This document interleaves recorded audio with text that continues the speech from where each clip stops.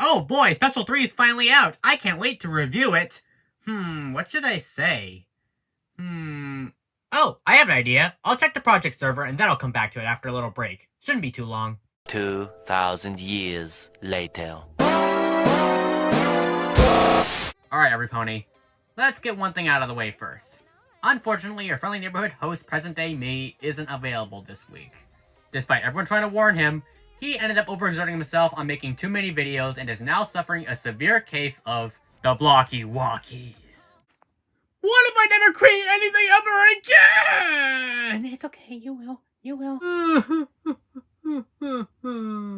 Should we say something? I don't think so. And so, due to this being a time travel special, he decided to enlist himself in the future in order to take over hosting for this video. So, yep, after all the anticipation, I'm back, baby! It's good to see me again, isn't it? That was rhetorical. Now, I don't know about you guys, but when Special 3 was beginning to be hyped up with those first colored shots, and it quickly became clear that it was not about Skyros, I couldn't help but feel extremely disappointed.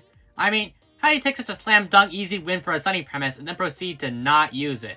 Especially when the whole Algorand plotline is special worthy. Heck, I even had the idea when I first announced the Territorial Revival project. We over here recognize that Skyros has enough meat to fit a full 22-minute special. Why didn't the official creative team? Especially when that part of Sunny's arc has been teased heavily throughout the season. And to top that off, not only did we not get our well-deserved Alicorn special, we instead got a Pipp episode plot about a fashion gala. Alright, look. I liked this special. Loved it even. It definitely exceeded my expectations. But with that being said, we can't just ignore this massive missed opportunity on the part of the writers. This special should have absolutely been about Skyros. And the fact that it wasn't, at least to me, proves that the priority was all wrong when it came to certain stories in the canon. The Territorial specials don't seem to be covering important plot lines, nor are they giving them the weight that they deserve. Heck, the Blocky Walkie so far is the only special out of the lot that actually feels important as the board drop became a permanent fixture in the setting. None of these specials since have advanced any sort of significant plot lines, and a time-traveling plot involving a new character from the future, while fascinating and intriguing in its own right, really doesn't do anything for the story it's supposed to be a part of. See, the way I, as someone who is now working on the show's revival, see the G5 specials is that they're supposed to be important stories. Stories that not only benefit through the longer runtime, but stories that advance the plot or characters in a significant way. Winter Wish Day and Make Your Mark Chapter 1 both were important stories that either had an effect on the characters in the former, or both in the latter. For another example, Secrets of Starlight, the very special that Turtle Season 2 owed its entire existence to, was a major tentpole event with significant plot implications. That's what these specials should be in my opinion, important stories. It's the blueprint they should follow. And the Make Your Mark specials, minus Bridalwood stock, were that. However, the Territorial specials, with the exception of Blocky Walkies, love ya, do miss that key ingredient of feeling important. But while this special obviously doesn't do much for this generation's overarching story, what about the story of this special if we judge it on its own? What about the characters, both new and old? Because with that being said, I think I've done enough ranting about what this special could have been. Now it's time to get to what it's actually about, because oh boy, is there a lot, and I mean a lot, to cover here. The long videos are back, and they are back with a vengeance. Despite my gripes about the missed potential prior, I actually still really like this special. It may not be the best thing I've ever seen from this generation, heck, that is a lot to live up to, but it still has a ton of things going for it. Not only is it, I think, LP's first foray into the sci-fi genre, not only does it introduce two banging new characters, not only does it deliver a delicious standalone antagonist, not only does it have an emotional core at the center of its story, not only does Sunny get an action scene, not only are the songs absolutely amazing, but at least in my opinion, this is a slightly better Pipp special than Bridalwood stock. Screw it, this is way better than Special 2 by a massive landslide. Sorry, Hopaladas. Hello, Repony. My name is Hawk Nightwing, the most unapologetic defender of G5 you'll ever meet, and this is my review of Territorial Season 2 Special 3, the Petal Gala.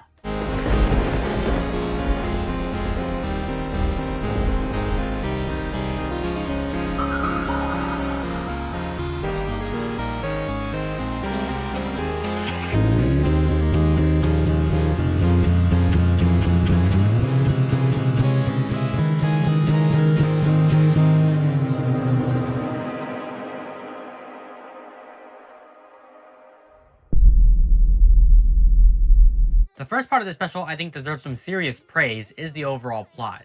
It's like I'm watching an actual story play out on screen, and not just a bunch of scenes coupled together to pad out the runtime. What a novel concept! The Petal Gala is just so much better put together. The story is anchored around one singular event, and has a clear end goal in mind. It has an emotional core at the center of it, with Odessa coming to her own, and learning to stand up for herself thanks to the help of the main six. And all throughout, the pacing is just generally very tight, The titular gala is the main centerpiece, and Odessa's story serves to complement it more than anything. The two plots blend seamlessly together, as having Odessa's storyline intersect with the gala allows for she and Pipp to actually have a dynamic. To this end, the story feels very organized and well structured. It knows what it wants to be and commits to a narrative. And generally, I think the fact the special chooses to be self-contained is a genuine strength. I notice that the special doesn't feel important in the context of the overarching story, but as a consolation, it does prove that you can do both when it comes to a serialized story. You can have these stories build towards a central narrative, while also making time for standalone events that pack the same punch at the same time. I'll get to that when we get to the villain portion of the special, but have you noticed how this special generally doesn't overuse the time travel aspect of its story? It's a narrative framing device meant to get Odessa into it, and it's referenced a couple times, but it's never used as a gimmick. The magic system certainly is, but the sci-fi element isn't. It's there as a curiosity more than anything, as the real heart of the story lies with Odessa's relationship with the ponies, as well as the moral the special sends. Yes, you heard that right. The Petal Gala has a moral attached to it, something I felt was notably absent from Special 2. And not only is there a moral, the entire emotional side of the story is centered around effectively conveying that moral through its themes and plot progression. Like, this is exactly what I wanted from the Hopalata special all along. This is exactly what I wanted in my Special 2 hype video. This feels like it's taking the right cues from the Blocky-Walkies and building its story around a central theme. And the central thematic topic is, again, abusive relationships, something G5 excels at. The moral is about letting the right people into your life, the kind of people who build you up and help you grow as a person instead of holding you back. This story feels like it has a reason to exist and justifies its runtime. Nearly everything feels important, from the character interactions to the reveals to the songs to the resolutions. Talk about a special that is confident in itself and feels like it has a reason to exist. I am very impressed that the creative team managed to come out with a story this tight and emotional at the same time, especially since, well, the last puzzle didn't inspire much confidence. This is a story that is very and unabashedly character-driven, and I adore it for that. Speaking of said characters, let's talk about them, shall we? Why not kick off our character discussion with analyzing arguably this special's biggest selling point, Odessa Evensong. I love this character so much. For starters, she's the character from the future. Time travel is nothing new for LP. It's been covered before, both small and really large doses. But none to my memory have at least gone so far as the Petal Gala has. And it's a shame that this special was never officially released, because showing off the future leading to the sci-fi genre, that's actually a really great step forward for this franchise, and shows the willingness on the part of the staff to take risks with the story. Now, were they the risk we all expected them to take? No, but hey, a win's a win. Odessa definitely represents a huge win for Taruto first and foremost. She's a character from a completely different era, and this allowed the artist to really play around with her design. Little trinkets such as the hoof warmers, the streaks in her mane, so on and so forth. Her design's meant to pop out at you and it shows. She's a character designed right from the offset to be expressive, and that certainly helps with her arc. Had this special been officially released as part of the Season 2 lineup, I can definitely see a possible critique from some fans that Odessa is just misty again, only rushed and not done at all with the same depth. But I'd argue that's not at all the case. While Misty's storyline is that of an abused child in that sort of relationship, Odessa and the lessons she learns overall is more so meant to be a commentary on real-world celebrity exploitations. Zenia did become sort of a guardian figure to her, sure, but strictly speaking, her role is more so that of an exploitative manager, a Stun Gallop type figure, if you will.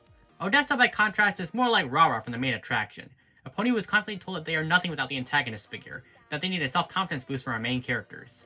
Odessa, like Rara, projects an outward appearance of being confident in the future flashbacks, but deep down, she is very insecure about herself and her talents. She longs to get the freedom to express herself, but was never allowed to grow into her own pony and constantly had to do what Zenia wanted. She was never allowed to have her own voice. It's only through meeting the ponies and preparing for the titular Petal Gala that she starts to come into her own and becomes the confident singer she was always meant to be. The ponies show her what it means to have real friends, those who value you for who you really are, showing a deep contrast between the superficial relationship that she had with Zenia and the genuine one that the main 6 gave her. And compared to her G4 equivalent, Odessa to me at least was done with a ton more depth. You're certainly given time to get to know her kind and sweet personality in a way that feels naturally paced, and the special really does a good job of delivering on that aforementioned character arc. My favorite scene of hers has to be during the final confrontation, where Zenia taunts Odessa, telling her that it's only because of her that she became a superstar, and that she is nothing without her. Odessa sadly agrees, admitting that she's never been the best at making friends, and that Zenia is all she has, only for Pipp and Sunny to cut into the vines and tell her under no uncertain terms that she is their friend. They, followed by the other characters, build her up and encourage her to stand up for herself, which is represented through panels appearing on screen left and right. Odessa's cutie mark glows, and she bursts through the vines with renewed confidence, finally becoming the pony she always wanted to be, free and independent, ready to be herself. Sunny tells her that she doesn't have to go anywhere with Zenia if she doesn't want to, and that she is welcome to stay with them if she wants. And this is what finally gives Odessa the strength to tell rampaging Zenia, no, I don't want to go with you. What an empowering scene. It definitely conveys the intended moral extremely well. Odessa is meant to be a stand-in for the audience, and her role in this special is meant to show the passing of the torch when it comes to teaching this lesson. Our characters go from learning friendship to passing it on to the next generation, and they leave an undeniable impact on her life forever.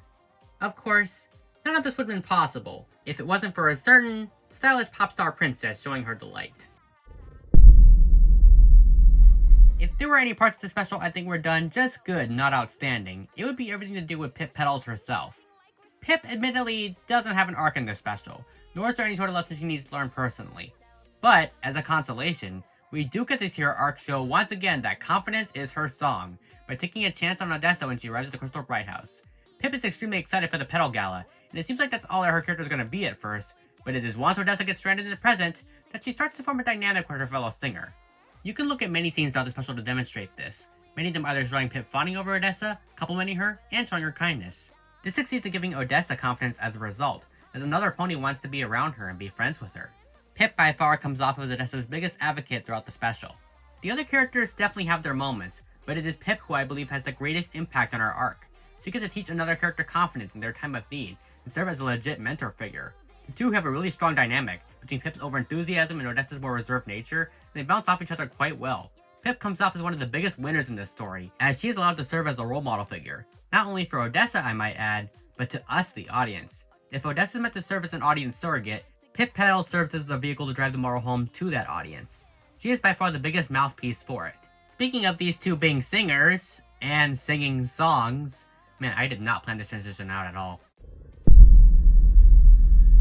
I'm going to keep this section brief since I think it speaks for itself. The songs are basically all bangers, just like all of G5 songs. There's only two of them in this special, but they're both really good. One of them was actually officially released, oddly enough, titled Party's Just Begun.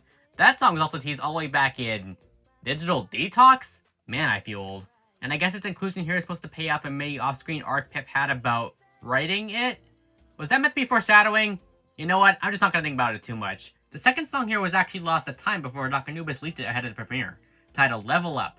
This sort of becomes the main song throughout the special, as it's one Odessa knows in the future, and it's reprised a couple times throughout. Both of them slap, and you should definitely check them both out on Doc's alt channel in high quality, along with the special itself. Seriously, they did such a great job upgrading it, you really should show the release team some love. And I think that leads us to the villain of this special. It's time to talk about Zenia. Oh my hoofness, what an antagonist. I don't think you guys understand just how good this villain is. The creative team actually pulled off one of the hardest tropes known to writing when it comes to making her a credible threat, and that is commonly known throughout the industry as saying a lot with a little. They build her up by barely showing her at all throughout the special. She's shown briefly when Odessa's catapulted to the present, then as a mysterious figure in Odessa's mind that she's absolutely terrified of, then she's briefly cloaked in shadow as she steps up to the sci-fi door, and only then does she actually show up. She barely gets screen time before the final battle, and yet, it doesn't feel like she's underdeveloped at all. At least, not to me. You understand exactly that she's the villain, and that you should be terrified of her because Odessa is, and that she's a controlling, jerk. The team made her scary by constantly concealing her in shadow and not revealing her name, but the impact and firm grip she has on Odessa's psyche is felt. She can cause Odessa to run and cower in fear, as well as drop all that outwardly projected confidence, because in reality, she has none.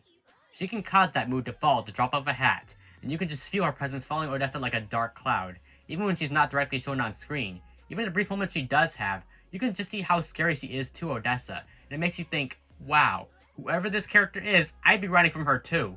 And then she finally shows up in the climax and it's like, holy cow, this character is intense.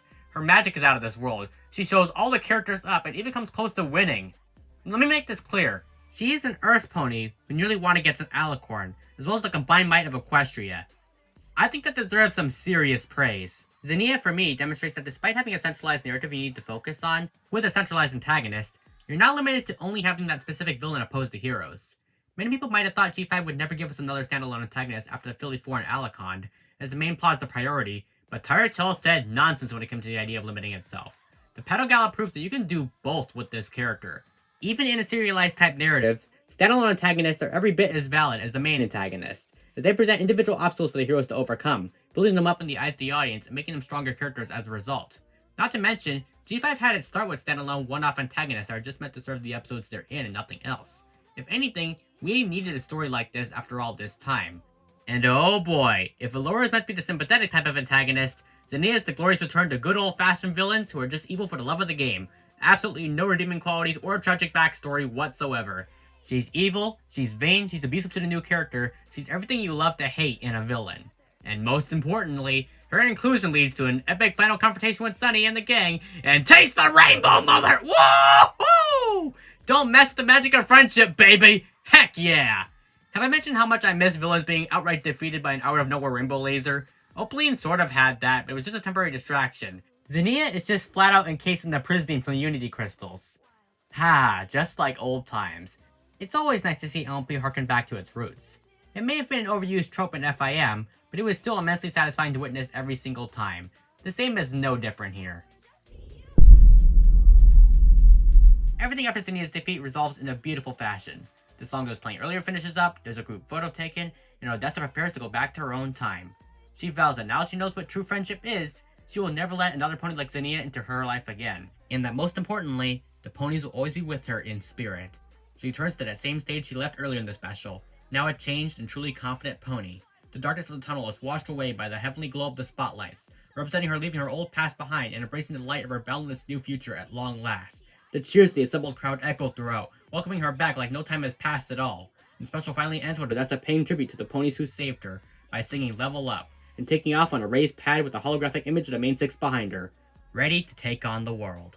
In conclusion, this special is absolutely amazing. Not only was it the redemption that Turtle specials desperately needed after the last one, but it managed to tell an emotionally mature and interesting story all on its own, with a welcome return to standalone antagonists, and it conveys an incredibly rich character arc. Dare I say it? The Petal Gala was everything I wanted. Yes, we've come full circle with the video titles on this channel, sue me. This special came out of nowhere, and despite not being about what I thought it was going to be about, it somehow still managed to prove without a shadow of a doubt that with the right kind of story and thought behind its conception, Turret's Hill is still capable of delivering genuine masterpieces that stand the test of time, even in death. Well, with that being said, let me know what you think of the Petal Gala in the comments below. Until next time, hey, that's my video! What the? You got a lot of explaining to do, mister! Hehehe, gotta run!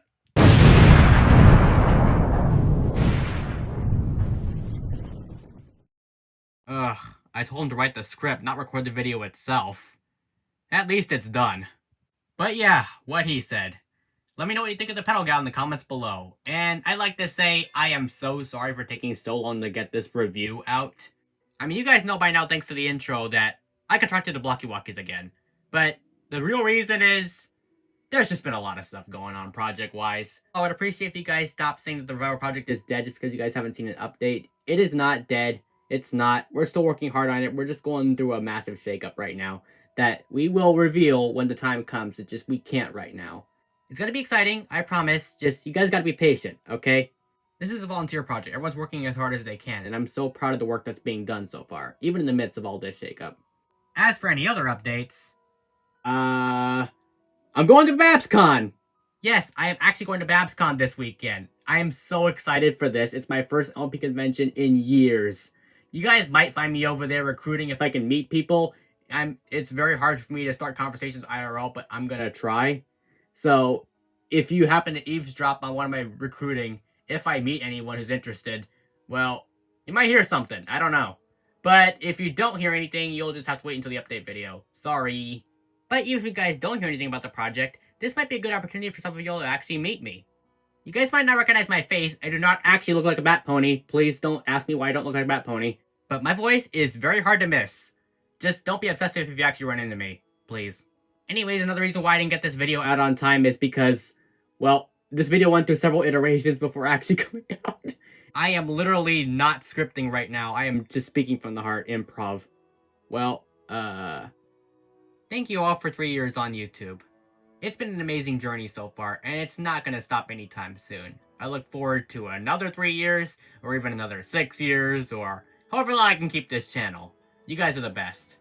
And 3, 2, 1, stop recording. Okay. Okay. I can do this. I can do this. Is it that time again? Well, I thought I could wait a little bit longer, but no time like the present. Alright. Alright, studio, I hear you. I hear you. My time has come. Thank you, friends. Thank you, everybody.